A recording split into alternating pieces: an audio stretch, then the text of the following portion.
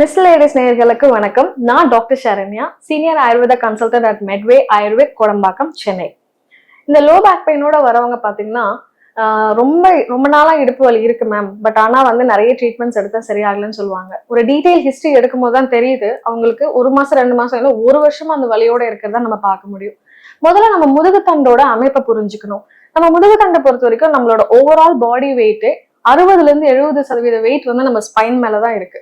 So அப்ப முதுகுத்தண்டை எவ்வளவு ஸ்ட்ரென்த்தா நல்ல பேலன்ஸ்டா நம்ம வச்சுக்கிறோமோ அப்பதான் நம்மளுக்கு தினசரி நம்மளோட ரொட்டீன்ல எந்த ஒரு பாதிப்புமே இல்லாம இருக்கும். ஃபர்ஸ்ட் திங் நம்ம புரிஞ்சுக்க வேண்டியது முதுகுத்தண்டை சுத்தி இருக்கக்கூடிய விஷயங்கள். முதுகுத்தண்டுனா வெறும் ஸ்பைன் மட்டும் கிடையாதுங்க, சுத்தி இருக்கக்கூடிய தசைகள் அண்ட் நடுவுல இருக்கக்கூடிய அந்த ஸ்பைன்ல இருக்கக்கூடிய டிஸ்க், இந்த டிஸ்க் அது கீழே வரக்கூடிய நரம்புகள், சுத்தி இருக்கக்கூடிய தசைகள், இது மூணுமே ஆரோக்கியமா இருக்க வேண்டியது ரொம்ப அவசியம். நிறைய பேருக்கு என்னன்னா முதுகுத்தண்டு வலியில ஒரு ப்ராப்ளம் வர ஆரம்பிச்ச உடனே வெறும் நம்மளுக்கு மசில்ஸ்னால வரக்கூடிய பெயின் நினைச்சுக்கிட்டு ஏதாவது ஒரு எண்ணெயை போட்டு தேய்ச்சி நல்லா ரப் பண்ணிடுவாங்க. அதனாலே வலி இன்னும் அதிகமாகிறதுக்கான ஒரு காரணமா இருக்கும். முதுகுத்தண்டு பிரச்சனையில நிறைய விதமான பிரச்சனைகளுக்கு ஒண்ணு டிஸ்க் பல்ஜாக ஆரம்பிக்கும், இல்ல அது பல்ஜாய் வெளியிலே வரும். சிலருக்கு பாத்தீங்கன்னா 2 எலும்புகள் நல்லா கம்ப்ரெஸ் ஆகி அதுல இருந்து வரக்கூடிய நரம்புகளோட அழுத்தம் ஏற்படுற அளவுக்கு பாதிப்புகள் இருக்கும். சோ முதல்ல எந்த மாதிரியான வலி இருக்கு, முதுகுத்தண்டுல எந்த மாதிரியான பிரச்சனை இருக்கு அப்படின்ற புரிதல் ரொம்பவே அவசியம். ரெண்டாவது, நம்மளுக்கு தினசரி நம்ம பண்ணக்கூடிய வேலைகள்னால வரக்கூடிய சுமைகள். நம்ம ஒரு ஒரு குறிப்பிட்ட வெயிட்டுக்கு மேல நம்ம தூக்கக்கூடாது அப்படின்னு ஒண்ணு இருந்துச்சுன்னா அது நம்ம பண்றது கிடையாது. அதிகமா அதோட வேலைகளை செய்யும் போது இன்னும் அதோட பாதிப்புகள் அதிகமாகிறதுக்கான ஒரு காரணம். மூணாவது பாத்தீங்கன்னா தூக்கமின்மை, சரியா தூங்க மாட்டாங்க. அப்போ உடம்புல ஆல்ரெடி வாதம் அதிகமாகும். ஏன்னா ஆயுர்வேதம் பொறுத்த வரைக்கும் பெல்விக் ரீஜியன் சொல்லக்கூடிய கீழ் இடுப்பு பகுதி வாதத்தோட லொகேஷனா நம்ம பாக்குறோம். ஸோ எப்போ வாதம் ரொம்ப அதிகமாகுது, எப்ப இந்த வாதம் இன்பேலன்ஸ்டா டிஸ்டர்ப் ஆகுதோ அப்ப இந்த மாதிரியான வலிகள் வரதுக்கான ஒரு முக்கியமான காரணம். ஸோ ஸ்லீப் ரொம்பவே இம்பார்ட்டன்ட். நாலாவது பாத்தீங்கன்னா அவங்களோட டைஜஷன் நார்மலா இல்லைனாவே ஒரு கேஸ் ஃபார்ம் ஆகுதோ, ப்ளோட்டிங் ஆகுதோ, இது எல்லாமே பாத்தீங்கன்னா இடுப்பு பகுதியில ஒரு ப்ரெஷரை கிரியேட் பண்றதுதான். சோ இந்த மாதிரி நம்ம செய்யக்கூடிய காரணங்கள்ல என்ன மாதிரியான விஷயங்கள் நம்மளுக்கு பாதிப்பு ஏற்படுது புரிதலோட நம்ம அவாய்ட் பண்ணிக்க வேண்டியது ரொம்பவே அவசியங்க. சோ இப்ப நீங்க ஒரு பெயின் ஸ்டார்ட் ஆயிடுச்சு, நம்ம என்னெல்லாம் ஒரு ஒரு 5 விஷயம் நம்ம பண்ணக்கூடாதது என்னன்னு பாத்தீங்கன்னா, ஃபர்ஸ்ட் ஏதாவது ஒரு தைலமோ இல்லைன்னா ஒரு பாம போட்டு அழுத்தி தேய்க்கவே கூடாது.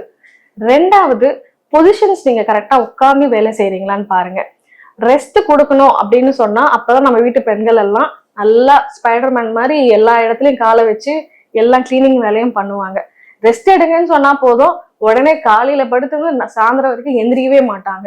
ஸோ மசில்ஸ்க்கு எப்பயுமே ஒரு ரத்த ஓட்டம் போகக்கூடிய விஷயங்கள் நடக்கும் போதுதான் அந்த முதுகுத்தண்டுக்கு போகக்கூடிய பிளட் சப்ளைஸ் நார்மலா இருக்கும். ஸோ அப்ப நம்மளுக்கு புரிதல் என்ன இருக்கணும், ரொம்ப நேரம் உட்கார்ந்துருக்கோம் அப்போ நம்மளுக்கு ஸ்பைன்ல ப்ராப்ளம் வரதுக்கான பாசிபிலிட்டிஸ் உண்டு. இல்ல ரொம்ப நேரம் நின்றுட்டே வேலை செய்யறோம் அப்படின்னும் போதும் சரி, சுத்தி இருக்கக்கூடிய தசைகள் வேலையே அதோட ஆக்டிவிட்டிஸே இல்லாம போகும்போதுதான் நம்மளுக்கு இந்த ஸ்பைன் ரிலேட்டட் ப்ராப்ளம்ஸ் வரதுக்கான முக்கியமான காரணமா நம்ம பார்க்கணும். ஸோ ஏதோ ஆயில் அப்ளை பண்ணாதீங்க. ரெஸ்ட்ன்னு வரும்போது ஒரு 10 நிமிஷம் உட்கார்ந்து எல்லா ப்ரிப்பரேஷன்ஸும் பண்ணிட்டு நீங்க போய் ஒரு குக் பண்ணலாம். நிறைய பேரு அந்த ஸ்டவ் மேல நின்றுட்டு அங்கேயே தான் உட்காந்துட்டு ஒரு மணி நேரம் சமைப்பாங்க. ஸோ அதுதான் நம்ம ரெஸ்டிங்னு சொல்றோமே தவிர நாள் முழுக்க படுத்தே இருக்கணும் அப்படின்றது கிடையாது. மூன்றாவது, ஸ்ட்ரெச்சிங் மாதிரியான எக்ஸசைஸ்கள் எதுவுமே நம்ம ஹேபிட் கிடையாது. கீழே உட்கார்ந்து எந்திரிக்கிற வேலை கூட நம்ம செய்யறது கிடையாது. ஸோ இந்த மாதிரி சின்ன சின்ன விஷயங்களை நம்ம லைஃப் ஸ்டைல் சேஞ்சஸ்ல பண்ண முடியுமான்றதை நம்ம பார்க்கணும். ஆயுர்வேதம் பொறுத்த வரைக்கும் நம்ம ட்ரீட்மெண்ட் அப்படின்னு நம்ம பார்க்கும்போது தசைகளை பலப்படுத்துறதுக்குள்ள ட்ரீட்மெண்ட்ஸ் நம்ம கொடுப்போம். மெயினா கட்டி பஸ்தின்னு சொல்லக்கூடிய இடுப்பு பகுதியில எந்த ஜாயின்ஸ்ல நம்மளுக்கு ப்ராப்ளம் இருக்கும் அந்த இடத்துல ஒரு கட்டிவஸ்தி மாதிரி லைக் ஒரு எண்ணெய்கள் தேங்கி நிக்க வைக்கக்கூடிய ஒரு தெரப்பிகள் எல்லாம் நம்ம கொடுக்கும்போது அங்க போகக்கூடிய பிளட் சர்க்குலேஷன்ஸ் நல்லா இம்ப்ரூவ் ஆகும். அண்ட் அந்த டிஸ்க் கம்ப்ரஸ்ட் ஆயிட்டு ரொம்ப பல்ஜா இருக்கக்கூடிய வீக்கம் எல்லாமே குறையறத நம்ம பார்க்க முடியும். ஸோ அபியங்கம் கொடுப்போம். பொடிக்கிழி, நம்மளோட வலியை குறைக்கக்கூடிய நொச்சி, இந்த எருகம்பூ, ஆமணக்கிளை, இதெல்லாம் எடுத்து ப்ராசஸ் பண்ணி அதை கிழியா கிரியேட் பண்ணி அதை வச்சு நம்ம ஒத்தனம் கொடுக்கறதுக்கு நம்ம பார்ப்போம். ஸோ இதெல்லாம் நம்ம ட்ரீட்மெண்ட்டா கொடுக்கும் போதே ஒரு 7 நாள்லயே நல்ல வலிகள் குறைஞ்சிடும். அங்க இருக்கக்கூடிய ஒரு இரிட்டேஷன்ஸ் எல்லாமே குறைய ஆரம்பிக்கும்.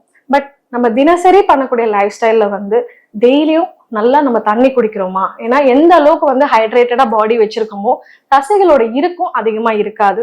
ரெண்டாவது, மெனோபாஸ் டைம் பீரியட்ல எல்லாம் பாத்தீங்கன்னா நம்மளோட ஜாயின்ஸ் எல்லாமே ரொம்ப ட்ரைனஸ் ஆகும். அதனாலவே ஸ்பைனும் வந்து பாத்தீங்கன்னா ரொம்ப இடுப்பு வலி சம்பந்தப்பட்ட பிரச்சனைகள் அதிகமா வரதுக்கான ஒரு காரணம் இருக்கும். ஸோ அந்த மாதிரி டைம்ல தான் நம்ம நிறைய வந்து ஃப்ரூட்ஸ், கீரைகள், முக்கியமா வந்து ட்ரை ஃப்ரூட்ஸ், நட்ஸ் இதெல்லாமே நம்ம டயட்ல வந்து இன்க்ரீஸ் பண்ணி எடுத்துக்கணும். அஞ்சாவது பாத்தீங்கன்னா நம்மளோட கழிவு மண்டலம், நம்ம ப்ராப்பரா மோஷன் போகல, இல்ல மலம் கழிக்கிறதுல ரொம்ப தொந்தரவு இருக்குன்னா அதை நம்ம சரி பண்ணணும். அதனாலதான் இடுப்பு சம்பந்தப்பட்ட பிரச்சனைக்குன்னு வரும்போதே நம்ம டீடாக்ஸும் ஆட் பண்ணி கொடுப்போம். ஏன்னா வாதம் வந்து ரொம்ப அதிகமாவோ இல்ல டிஸ்டர்ப்டாவோ இருக்கும்போது வலிகள் கண்டினியூஸா இருந்துட்டே இருக்கும். ஸோ அப்போ நம்ம மெடிக்கேட்டட் ஆயில் வச்சு கொடுக்கக்கூடிய எனிமாஸ், கஷாயம் வச்சு கொடுக்கக்கூடிய எனிமாஸ் எல்லாம் கொடுக்கும்போது நேச்சுரலா நம்மளுக்கு உடம்ப சுத்திகரிக்கிறதுக்கு ஹெல்ப் பண்ணும். ஸோ அந்த கிளென்சிங் நடக்கும் போதே நம்ம அடுத்து ஃபாலோ பண்ண வேண்டிய டயட், எக்ஸசைஸ்மே வந்து உடம்புல நல்லா வேகமா வேலை செய்யறதுக்கு ஹெல்ப் பண்ணும். ஸோ ஆயுர்வேதம் சிகிச்சை முறையும் நீங்க ப்ராப்பரா ஒரு கன்சல்டேஷன்ஸோட என்ன மாதிரியான வலி இருக்கு, நம்ம என்ன மாதிரியான உடல்ல வந்து பாதிப்பு இருக்குன்னு அண்டர்ஸ்டாண்ட் பண்ணி ஒரு ட்ரீட்மெண்ட்ஸா எடுக்கும்போது உங்களுக்கு நல்லாவே ரெக்கவரி ஆயிடும். செகண்ட் வந்து திரும்ப திரும்ப வராம அவாய்ட் பண்ணிக்கவும் முடியும். பட் நம்ம ஏதோ ஒரு தெரப்பி எடுக்கணும் போய் ஒரு 5 நாள் நானும் வந்து பிசியோ பண்ண மேம் இல்ல தெரப்பி எடுத்தேன் மேம் ஆனாலும் எனக்கு வலி குறையல அப்படின்னு சொல்லும் போது நம்ம அதுக்கப்புறம் பண்ண வேண்டிய விஷயங்கள், அதாவது வீட்லயே இருந்து எண்ணெய் தேய்த்து குளிக்கிறதா இருக்கட்டும், இல்ல நம்மளோட உணவு பழக்கங்களை கரெக்ட் பண்றதா இருக்கட்டும், இல்ல உடற்பயிற்சிகள், முக்கியமா வந்து முதுகுத்தண்டை பலப்படுத்தக்கூடிய யோக பயிற்சிகள். நீங்க ரொம்ப போய் ஜிம்ல போய் ஒர்க் அவுட் பண்ணி ஸ்ட்ரென்தனிங் பண்ணணும்னு அவசியம் இல்லை. வீட்டுல இருந்தே ஒரு 10 நிமிஷம் உங்களுக்காக படுத்து பண்ணக்கூடிய யோகாசனாஸ் எல்லாம் இருக்கு. ஸோ ஃபார் எக்ஸாம்பிள் சொல்லணும்னா மேருமுத்ரா ஆசனாஸ், இதெல்லாம் நீங்க படுத்து ஒரு 5 நிமிஷம் உங்களுக்காக நீங்க டைம் ஸ்பெண்ட் பண்ணீங்கன்னாவே போதும், ஈஸியா இதுல இருந்து வரலாம். எவ்வளவு நாளைக்கு தாங்க நீங்களும் இந்த வலியோடவே வேலை செஞ்சுட்டே இருப்பீங்க?